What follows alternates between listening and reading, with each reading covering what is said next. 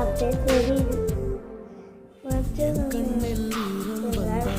என் நெஞ்சில் பாரம் வந்தால் சாய்வேனையும் தோளிலே கண்ணீரே கூடாதென்றும் என் பிள்ளை வாடாதென்றும் சொல்வாயே அண்ணாலிலே இனி ஒரு ஜன்மம் எடுத்து வந்தாலும் உன் மகனாகும் மாதிரி எல்லாம் கரெக்டாக